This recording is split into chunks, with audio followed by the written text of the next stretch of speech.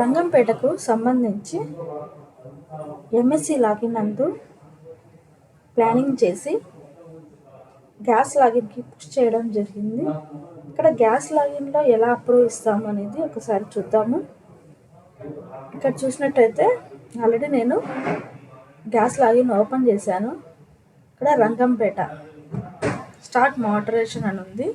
ఇక్కడ చూసినట్టయితే చేశాను కాబట్టి ఎస్ అని వచ్చింది. స్టార్ట్ మోడరేషన్ నేను ఇస్తున్నాను. సో ఇలా వస్తుంది.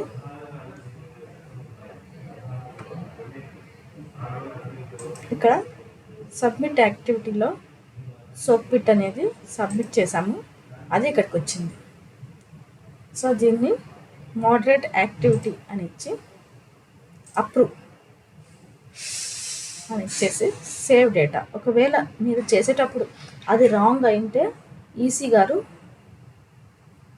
ఒకసారి చెక్ చేసుకొని ప్రాబుల్ లొకేషన్స్ కానీ కరెక్ట్ లొకేషన్లో ఉందా లేదా అనేది ఒకసారి చెక్ చేసుకొని అప్రూవ్ ఇవ్వాలి.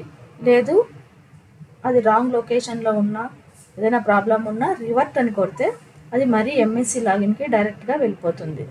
సో ఇలా ఇచ్చేసేసి సేవ్ డేటా అని ఇస్తున్నాం. డేటా సేవ్ అయిపోయింది. తర్వాత యాక్సెప్ట్ అని ఇవ్వాలి. Data verification data submitted successfully అని వచ్చింది.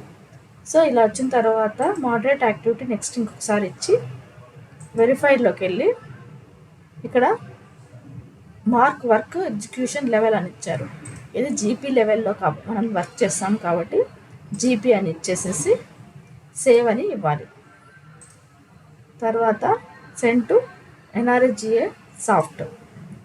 ఇక్కడ అడుగుతుంది అప్రూవ్డ్ ప్లాన్స్ సాఫ్ట్కి సెండ్ చేస్తాను, ఎస్ అని ఇచ్చేస్తే ఇది ఎన్ఆర్జిఏ సాఫ్ట్కి వెళ్ళిపోతుంది. సో ఇలా ప్రతి ఒక్క వర్క్ని చెక్ చేసి ఈసీ అప్రూవల్ ఇవ్వాల్సి ఉంటుంది. Thank you.